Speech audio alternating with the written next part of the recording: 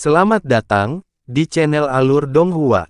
Sebelum menonton, silahkan subscribe, biar Mimin tambah semangat update-nya. 6 bola cahaya keemasan menghantam ki spiritual pelindung pria tua itu seperti kilat, dan keenam bola cahaya itu meledak menjadi gelombang kejut emas yang menyapu tubuh pria tua itu. Cahaya spiritual pelindungnya memiliki kekuatan pertahanan yang setara dengan harta kelas atas, tetapi itu masih langsung hancur. Pria tua itu mengertakkan gigi sebelum menggigit setengah dari lidahnya, lalu mengeluarkan bola esensi darah ke belakang untuk membentuk perisai merah. Cahaya keemasan menghantam perisai merah dengan kekuatan yang menghancurkan, dan perisai itu hanya berhasil menghentikannya sesaat sebelum sebagian dari cahaya keemasan menerobos masuk dan menabrak tubuh lelaki tua itu.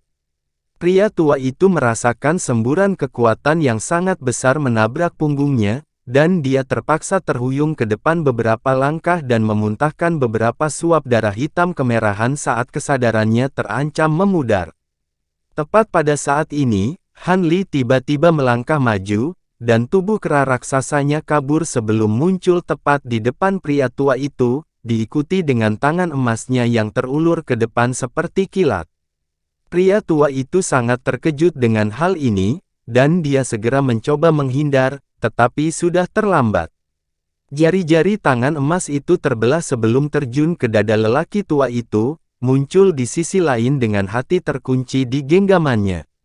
Api perak kemudian meletus di sepanjang lengan, membakar tubuh dan hati lelaki tua itu menjadi abu, bahkan Nas Chen Sol-nya tidak mendapat kesempatan untuk melarikan diri. Dengan demikian, lelaki tua itu terbunuh dalam sekejap mata, dan sedikit ketakutan muncul di wajah 7 wanita bersayap saat melihat ini. Ketujuhnya segera mengepakkan sayap serempak, terbang jauh ke 7 arah yang berbeda. Apakah kamu benar-benar berpikir teknik cloningmu bisa membodohiku? Han Li terkekeh dingin saat cahaya biru melintas di matanya, dan dia dengan cepat mengalihkan pandangannya ke arah 7 garis cahaya yang kabur. Sepasang sayap tembus pandang besar kemudian muncul di punggungnya di tengah guntur yang keras, dan dia mengepakkannya dengan kuat untuk memunculkan bola petir yang tak terhitung jumlahnya. Petir keras terdengar, dan semua bola petir meledak sementara tubuh besar Han Li melesat maju sebagai benang cahaya biru dan putih. Dalam sekejap mata, dia telah menempuh jarak beberapa ribu kaki dan muncul tepat di atas salah satu wanita bersayap. Ekspresi wanita bersayap itu berubah drastis saat melihat ini, dan dia segera mencoba menggunakan teknik rahasia untuk mempercepat lebih jauh lagi, tapi itu sudah terlambat. Han Li melepaskan raungan yang menggelegar, dan semua bulu emasnya berdiri tegak saat ia membengkak hingga berukuran lebih dari 1000 kaki. Tangannya kemudian mengepal menjadi sepasang tinju besar, yang dikirim jatuh seperti sepasang bintang jatuh emas. Semburan kekuatan besar yang tak terlihat dilepaskan, meliputi area dengan radius sekitar setengah kilometer, dan wanita bersayap itu segera melambat secara signifikan. Wajah wanita itu memucat saat dia mengeluarkan teriakan tajam, yang membuat 6 wanita bersayap lainnya menghilang dalam sekejap. Adapun wanita bersayap yang diserang oleh Han Li, auranya langsung membengkak beberapa kali lipat, dan dia mengangkat kedua tangannya ke udara untuk mengirim sepasang bola hitam seukuran kepalan terbang ke atas. Dia kemudian mengepakkan sayapnya, dan bulu yang tak terhitung jumlahnya tersapu sebagai garis-garis cahaya hitam. Begitu sepasang bola hitam menghantam 2 tinju emas raksasa, mereka meledak menjadi sepasang matahari hitam yang dengan cepat menyapu area seluas sekitar 1 akre. Garis-garis cahaya hitam juga terbang ke matahari hitam seperti anak panah yang melaju kencang, dan aura menakutkan yang turun dari atas sedikit berkurang, sementara tekanan yang membebani wanita itu juga agak berkurang. Wanita bersayap itu sangat gembira dengan perkembangan ini, dan dia segera melarikan diri. Namun, dia baru terbang kurang dari 200 kaki ketika ruang di atasnya terbuka. Cahaya emas dan perak menyala serempak, dan kepalan emas raksasa yang diselimuti api perak jatuh dari langit. Wanita bersayap itu sangat terkejut dengan ini, dan dia segera membuka mulutnya untuk melepaskan perisai hijau kecil, yang langsung meluas hingga beberapa puluh kaki sebelum memposisikan dirinya di atasnya. Pada saat yang sama, dia menyelimuti tubuhnya dengan sayapnya, yang berubah menjadi baju zirah yang sangat rumit yang membungkus setiap inci kulitnya. Perisai hijau itu langsung meledak, dan wanita bersayap itu jatuh dari atas setelah terkena tinju emas. Kawah berbentuk manusia dengan kedalaman sekitar 10 kaki dihancurkan ke tanah, dan wanita bersayap itu tertanam ke dalam bumi. Tubuhnya menjadi mati rasa dan tidak berdaya akibat benturan, sehingga membuatnya tidak bisa bergerak untuk sementara. Angin kencang menyapu udara di atas, dan sepasang matahari hitam padam dalam sekejap mata. Dengan demikian, kera raksasa itu terungkap sekali lagi, tetapi penampilannya telah berubah total. Saat ini, ia memiliki lapisan sisik emas di kulitnya, tanduk di atas kepalanya, dan mata iblis hitam pekat di glabelanya. Fisik suci nirvana. Wanita bersayap itu terpukau saat melihat bentuk baru kera raksasa itu, tetapi kera emas itu menyodorkan telapak tangan besar ke bawah. Bumi dalam radius sekitar setengah kilometer bergetar hebat di tengah ledakan yang menggema, dan semua pohon di area tersebut hancur saat cetakan tangan raksasa yang berada di sekitar area seluas 1 hektar tercetak di tanah. Di tengah cetakan tangan raksasa itu adalah wanita bersayap, dan dia bahkan tidak mendapat kesempatan untuk berteriak sebelum tubuhnya direduksi menjadi daging cincang, dan nas chainsaw-nya terhapus dari keberadaannya. Setelah menghancurkan lawan terakhirnya, Han Li membuat segel tangan dan dengan cepat kembali ke wujud manusianya. Dia melihat ke bawah dengan ekspresi dingin, lalu melambaikan tangannya ke udara sambil menunjuk sesuatu dengan tangannya yang lain. Gelang penyimpanan langsung bangkit dari tanah sebelum mendarat di genggamannya, dan pada saat yang sama, bola api perak dengan lembut melayang turun dari atas.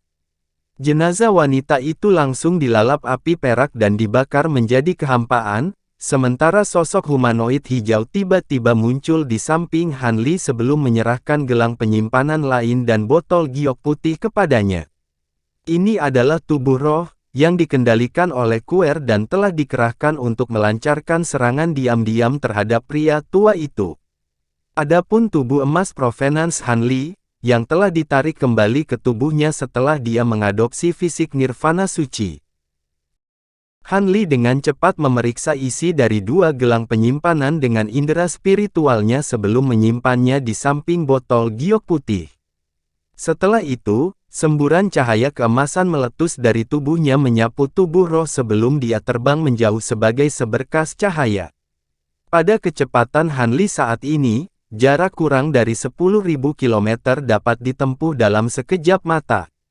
Menyusul kematian pria tua dan wanita bersayap, wanita mungil yang bertarung melawan kepiting emas raksasa yang jaraknya hampir 10.000 kilometer segera merasakan sesuatu, dan berseru, "Saya kehilangan kontak dengan Kakashi. Sesuatu pasti terjadi pada mereka, kita harus pergi dari sini." Begitu suaranya menghilang, dia segera menarik hartanya, lalu mengayunkan lengan bajunya ke udara untuk melepaskan seberkas cahaya keemasan, yang langsung berubah menjadi roda emas berukuran sekitar 10 kaki. Roda kemudian berubah menjadi bola cahaya keemasan yang menyelimuti tubuhnya sebelum terbang dengan kecepatan luar biasa. Pria lapis baja emas dan makhluk jahat bermata 3 juga menjadi sangat panik setelah mendengar ini, dan yang pertama segera melepaskan ribuan bola petir hitam untuk membombardir kepiting raksasa sebelum juga melarikan diri ke arah lain sebagai seberkas cahaya. Adapun yang terakhir, dia buru-buru meledakkan sepasang belati terbang yang digunakan untuk menyerang kepiting emas, lalu melepaskan pedang terbang hijau, yang langsung dia lompati sebelum terbang menjauh. Busur petir melintas di atas tubuh kepiting emas untuk menangkis serangan yang datang dengan mudah, dan ia berkata dengan suara tanpa emosi, "Sayangnya saya tidak bisa membiarkan Anda pergi, sesama Daois." Setelah suaranya menghilang, diagram perak yang aneh tiba-tiba muncul di punggungnya, lalu muncul sebagai hamparan cahaya perak yang luas yang langsung menghilang ke udara tipis. Detik berikutnya, angin ganas dan awan gelap menyapu area tersebut saat formasi petir yang berukuran sekitar 100 hektar muncul. Sambaran petir yang tak terhitung jumlahnya kemudian jatuh dari atas, meliputi segala sesuatu di bawah seluruh formasi. 3 makhluk jahat yang melarikan diri sangat terkejut dengan hal ini, dan mereka tidak punya pilihan selain berhenti dan membela diri. Namun, petir yang turun dari atas tidak ada habisnya, dan meskipun ketiga iblis ini jauh lebih kuat daripada makhluk tahap integrasi tubuh normal, mereka hanya bisa memastikan pertahanan diri. Karena itu, Taois Xie jelas tidak akan mampu mempertahankan rentetan yang begitu kuat untuk waktu yang lama. Benar saja, guntur mereda setelah rentang waktu hanya beberapa napas berlalu, setelah itu formasi petir runtuh, dan kilat yang melintas di langit surut. 3 makhluk jahat sangat gembira melihat ini, dan mereka baru saja akan terus melarikan diri ketika suara laki-laki yang dingin tiba-tiba terdengar di atas. "Kemana kamu pergi, sesama Daois? Aku kembali untuk mengantarmu." Fluktuasi spasial meletus di atas kepala, dan sosok humanoid biru samar muncul sebelum melemparkan pandangan dingin ke arah ketiga iblis itu. Kurang dari 1 jam kemudian, semburan dengungan terdengar, dan pelat formasi hijau muncul di genggaman Han Li di tengah kilatan cahaya biru. Han Li memasang segel mantra ke piring formasi, dan dia langsung disambut oleh suara gembira Cao Ji. "Bagaimana keadaanmu, Saudara Han? Aku sudah menyiapkan batasan, kamu bisa memancing klon leluhur suci ke pegunungan, dan aku akan menjebak mereka menggunakan batasan. Tidak perlu untuk itu, simpan batasan untuk kelompok musuh berikutnya. Semuanya sudah diurus di pihakku," jawab Han Li dengan suara tenang saat dia memeriksa kapak hitam dengan ekspresi penasaran. Kapak itu tidak lain adalah senjata yang digunakan oleh makhluk jahat lapis baja emas. Pada titik ini, selain Taois Xie dan tubuh roh yang terluka parah, tidak ada orang lain selain Han Li. Namun, tanah di bawah telah rusak parah, dan jelas bahwa pertempuran yang sangat sengit baru saja terjadi. "Apa, kamu tidak bermaksud?" Suara Cao Ji dipenuhi dengan ketidakpercayaan dan kebingungan saat dia menyadari apa arti kata-kata Han Li. "Kakak Xie dan aku sudah mengurus klon leluhur suci, jadi simpan batasanmu untuk nanti," jawab Han Li sambil tersenyum sambil menyimpan kapak hitam itu. Memang, dia dan Taois Xie telah mengalahkan 3 iblis yang tersisa dengan mudah, tetapi ketiganya bertekad untuk melarikan diri, jadi telah meluangkan waktu untuk memburu dan membunuh mereka. "Kamu dan saudara Xie benar-benar tak terduga untuk orang sepertiku. Dengan kehadiranmu, inti formasi kedua kita pasti akan aman," kata Cao Ji saat sedikit kegembiraan dan penghormatan merayap ke dalam suaranya. Jelas bahwa dia telah terpesona oleh tampilan kekuatan Han Li dan tidak lagi berani menganggapnya setara.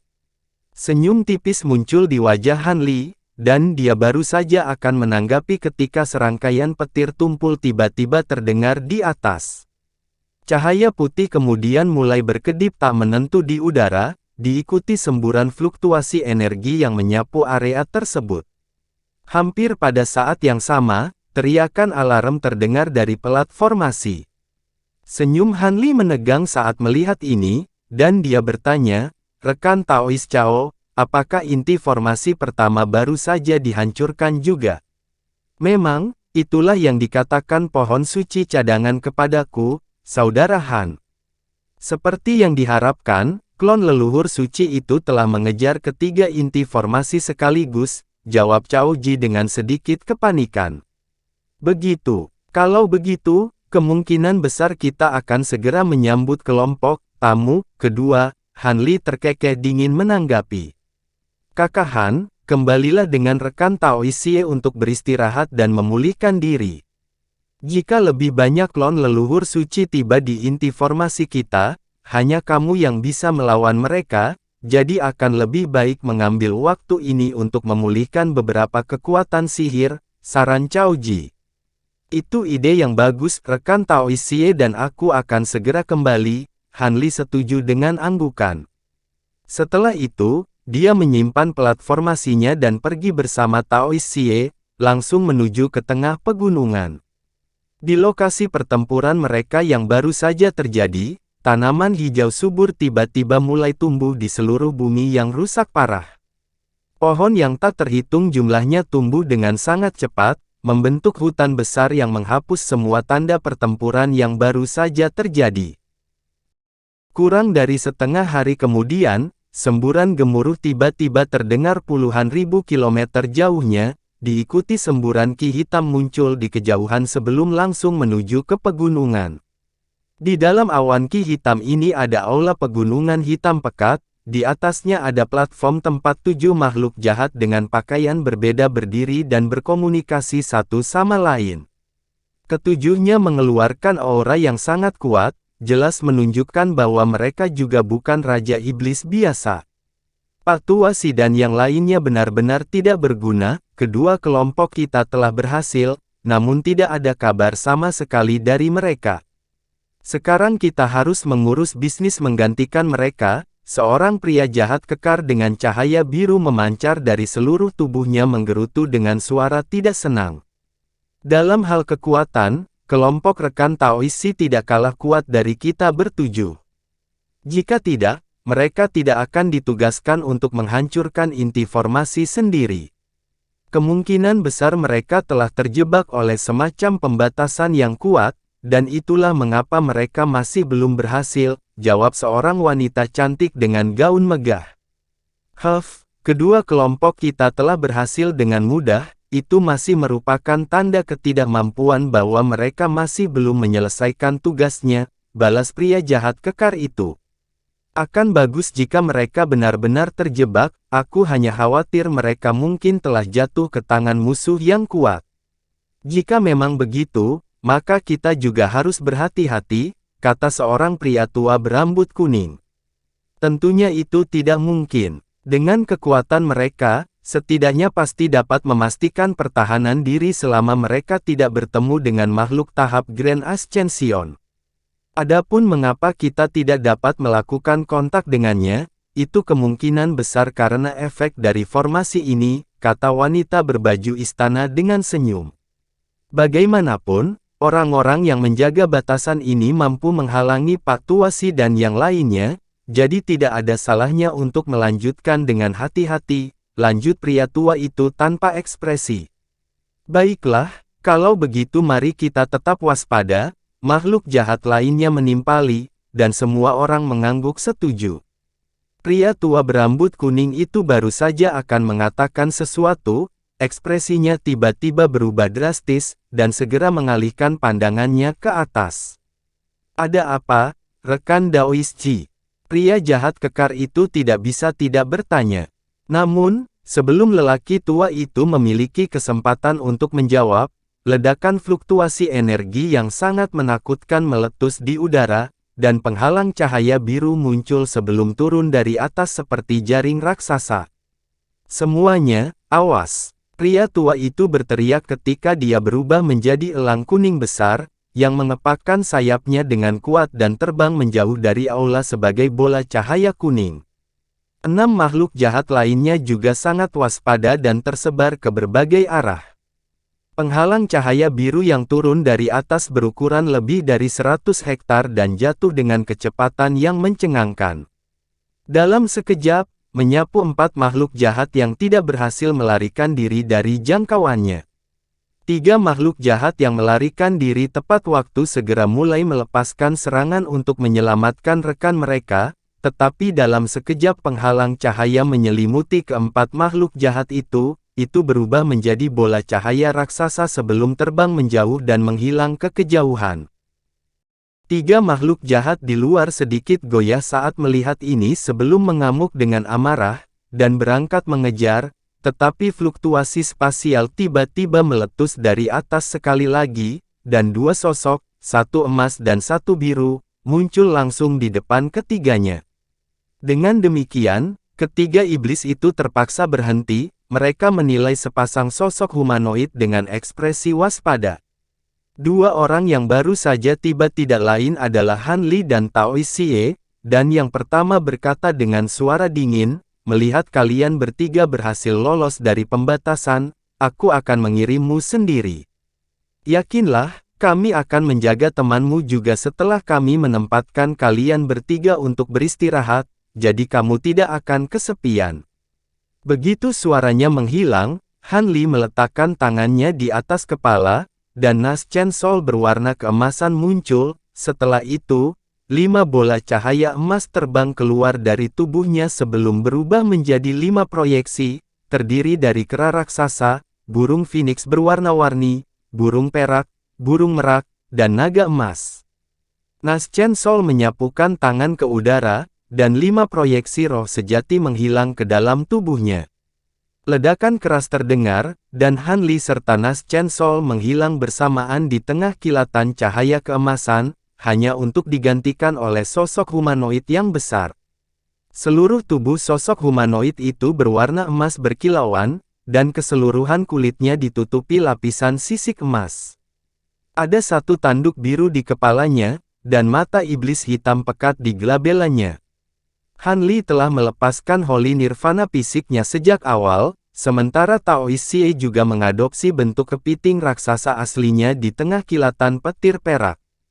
Ekspresi tiga makhluk jahat segera menjadi gelap secara signifikan saat melihat ini. Beberapa jam kemudian, inti formasi pertama telah sepenuhnya dibanjiri oleh ki jahat, dan ada banyak prajurit jahat lapis baja yang berkumpul di bawahnya. Di udara di atas para prajurit jahat ini, sekelompok makhluk jahat tingkat tinggi melayang di udara dengan ekspresi muram. Kami juga telah kehilangan kontak dengan kelompok rekan Daoisji, sepertinya memang ada sesuatu yang mencurigakan tentang inti formasi kedua. Jika tidak mungkin kami kehilangan kontak dengan kedua kelompok, seorang pemuda berjas armor hitam yang rumit berkata.